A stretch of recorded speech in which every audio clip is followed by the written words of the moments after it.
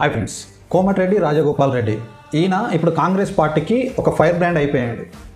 కాంగ్రెస్ పార్టీలో ఉన్న పెద్దలు కక్కలేక మింగలేక ఆయనని ఏమి అనలేక ఏమనంటే ఇప్పుడు ఏం ప్రాబ్లం వస్తుందో అని చెప్పేసి ఇవాళ క్యాబినెట్ మీటింగ్లో కోమటిరెడ్డి రాజగోపాల్ని కొంచెం కంట్రోల్ చేయండి, సొంత గవర్నమెంట్ మీద ఇట్లా తిరగబడితే పబ్లిక్లోకి ఏం వెళ్తుంది అని చెప్పేసి రేవంత్ రెడ్డి అలా ముంగట ఏడ్చినంత పని చేసిండంట.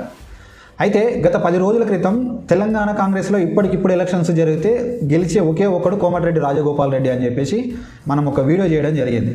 అన్నట్టుగానే గత 2-3 రోజుల నుంచి ఆయన కాంగ్రెస్ గవర్నమెంట్ మీద తిరుగుబాటు చేస్తున్నాడు.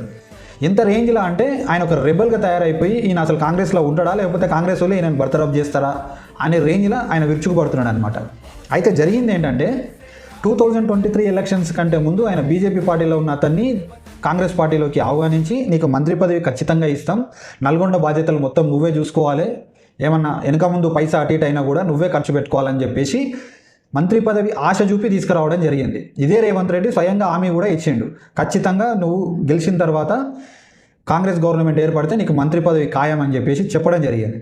దాంట్లో భాగంగానే మందుల సామెల్ని కావచ్చు, వేముల వీరేశంని కావచ్చు, ఇప్పుడు నల్గొండ జిల్లా బాధ్యతలు మొత్తం ఆయన మీద వేసుకొని అన్ని సీట్లు గెలిపించడం జరిగింది, ఒక జగదీష్ రెడ్డి తప్ప. అయితే కాంగ్రెస్ పార్టీది ఎట్లుంటుందంటే హామీలు ఇచ్చేటప్పుడు నోటికి నరం లేని నాలుక ఎన్ని మడతలైనా పడుతుంది, ఎన్ని రకాలుగైనా మాట్లాడుతుంది. అప్పుడు హామీలు ఇచ్చిర్రు, పబ్లిక్ ఇచ్చినట్టే ఈయన కూడా ఇచ్చిర్రు. లాస్ట్కి ఇప్పుడు గెలిచిన తర్వాత ఒక కుటుంబంలో 2 మంత్రులు ఉండొద్దు, రకరకాల సమీకరణాలు చెప్పి ఆయనకు మంత్రి పదవి రాకుండా చేశారు. 2.5 సంవత్సరాలు అయిపోయింది. ఇప్పుడు 100% కోమటిరెడ్డి రాజగోపాల్ రెడ్డికి మంత్రి పదవి రాదు అని క్లియర్గా అధిష్టానం నుంచి ఆదేశాలు వచ్చిన తర్వాత ఇప్పుడు కోమటిరెడ్డి రాజగోపాల్ రెడ్డి ఇప్పుడు గవర్నమెంట్ మీద ఇప్పుడు తిరగబడకపోతే నెక్స్ట్ టైం కాంగ్రెస్కి పుట్టగతులు ఉండవు అని చెప్పేసి ఆయన డిసైడ్ అయ్యి ఇప్పుడు original Congress versus TDP Congress అనే కాన్సెప్ట్ ముందుకు తీసుకొచ్చాడు. తెలంగాణలో ఉన్న కాంట్రాక్టులు మొత్తం ఆంధ్ర వాళ్ళకి వెళ్ళిపోతున్నాయి, మొత్తం వాళ్ళే లీడ్ చేస్తున్నారు. అటు సెక్రటేరియట్లో చూసినా, కాంట్రాక్టర్లో చూసినా, సీఎం పేషీలో చూసినా, సీఎం మంచర్లో చూసినా, ఎటు తిరిగి మొత్తం ఆంధ్రాకు సంబంధించిన వాళ్ళే ఉన్నారు.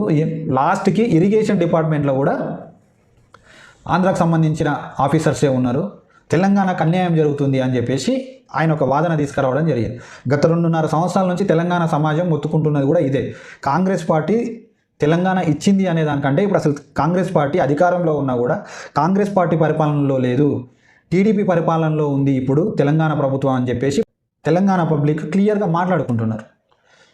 ఇప్పుడు గవర్నమెంట్ రేవంత్ రెడ్డి అనే పర్సన్ టీడీపీ ఒక రాజు అయితే రేవంత్ రెడ్డి ఒక సామంత రాజు అంతే. కాంగ్రెస్ పార్టీ చేతిలో లేదు ఇప్పుడు తెలంగాణ అధికారం, పేరుకు మాత్రమే కాంగ్రెస్ గవర్నమెంట్, కానీ పరిపాలించేది మాత్రం ఒక సామంత రాజు. ఆ సామంత రాజు కూడా టీడీపీ రాజు ఆంధ్రాలో ఉన్నాడు. సామంత